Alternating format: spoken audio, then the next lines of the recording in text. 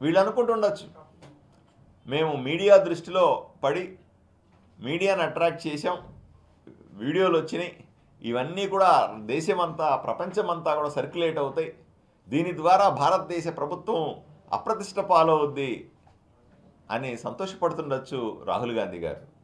అయ్యా, నువ్వు రాజకీయం కోసం దేశ ప్రతిష్టను పణంగా పెడతా ఉన్నావు.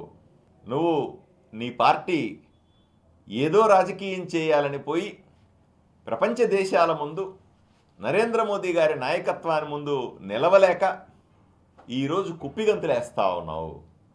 పోనీ ఈ పని వల్ల ఈరోజు మీ కాంగ్రెస్ పార్టీకి సంబంధించిన కార్యకర్తలు వెళ్ళి కృత్రిమ మేధ సదస్సులో ప్లే కార్డులు చూపించారు, టీషర్ట్లు చూపించారు, స్లోగన్లు చేశారు, నినాదాలు చేశారు.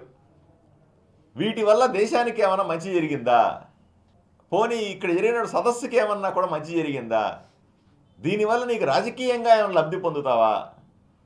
కేవలం దేశ ప్రతిష్టను దిగజార్చడానికి తప్ప నరేంద్ర మోదీ గారి మీద అక్కసుతో ఆయన నాయకత్వాన్ని వ్యతిరేకిస్తున్నాం మేము అని చెప్పాలనుకునే పద్ధతిలో నిస్సిగ్గుగా అవమానకర రీతిలో ప్రపంచ దేశాల ముందు భారతీయ జనతా పార్టీ ప్రధానమంత్రి, ఎన్డీఏ ప్రభుత్వాన్ని నాయకత్వం వహిస్తున్నటువంటి ప్రధానమంత్రి ప్రతిష్టను దిగజార్చడానికి మీరు చేసినటువంటి చిల్లర వేషం ఇది.